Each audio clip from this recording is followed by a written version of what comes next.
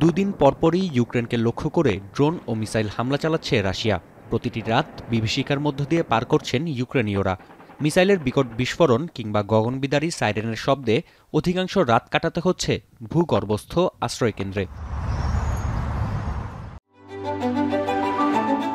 Hire Google TV, endless color, smart living. এমন পরিস্থিতিতে ইউক্রেনীয়দের মনে এখন শুধুই শান্তির আকাঙ্ক্ষা। দেশের অর্ধেকের বেশি মানুষের অবস্থান রাশিয়ার সঙ্গে সমঝোতার পক্ষে। সম্প্রতি দুটি সংস্থার জরিপে উঠে এসেছে এমন তথ্য। জরিপে সমঝোতা বলতে বোঝানো হয়েছে রাশিয়ার দখলকৃত ইউক্রেনের 5 ভাগের 1 ভাগ অঞ্চলের মালিকানা শর্তহীনভাবে ছেড়ে দেয়া। প্রায় 3.5 বছরের যুদ্ধে অচলাবস্থা তৈরি হওয়ায় অস্ত্রের বদলে বাড়ছে কূটনীতির প্রতি জনসমর্থন। Продовжують наступальні операції в Сумській області, продовжують бойові дії на фронті, ніхто нічого не зупиняє. Повернуться тіла хлопців загиблих, знайдуть тут вічний спокій. বর্তমানে দুই দেশের সম্মুখ সারির যোদ্ধাদের অবস্থান অনুসারে মানচিত্র নতুন করে আঁকার পক্ষে 15% বেশি ইউক্রেনীয়। আর জেলেনস্কির সেনাদের প্রতি সর্বাত্মক সমর্থনের হার প্রায় 13%।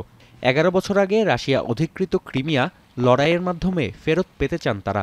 If I were president, and I say this, I will end that war in one day. It'll take 24 hours. দ্বিতীয় মেয়াদে ক্ষমতায় বসে মার্কিন প্রেসিডেন্ট ডোনাল্ড ট্রাম্প 24 ঘণ্টায় ইউক্রেন যুদ্ধ শেষ করার প্রতিশ্রুতি দিয়েছিলেন। তবে কয়েক হাজার ঘণ্টা পেরিয়ে গেলেও সংঘাত নিরসন করতে পারেননি মার্কিন প্রেসিডেন্ট। সম্প্রতি ন্যাটো সম্মেলনে এই প্রতিশ্রুতিকে ব্যঙ্গাত্মক হিসেবে উল্লেখ করেন খোদ রিপাবলিকান এই নেতা। তাই কিয়েভের প্রতি ওয়াশিংটনের সমর্থন দীর্ঘমেয়াদে ধরে রাখা নিয়ে বাড়ছে শঙ্কা। সম্মেলনে ইউক্রেন ইস্যু উপেক্ষিত থাকাও বহন করছে সেই ইঙ্গিত। Because for all of the rhetoric about sort of doing things for the defense of Europe, fine, excellent, good, 3.5 in 10 years' time. But everything's going to be decided by what happens with Ukraine in the next few years. And that is where the attention should be. চলতি বছর ইউক্রেনের মাত্র 5,000 বর্গ kilometre বা মোট ভূখণ্ডের 1% দখল করেছে রাশিয়া। অন্যদিকে কিয়েভের ভূখণ্ড পুনর্দখলের হারও নগণ্য। এমন পরিস্থিতিতে এই যুদ্ধের শেষ কোথায় তা নিয়ে সন্দিহান বিশ্লেষকরা।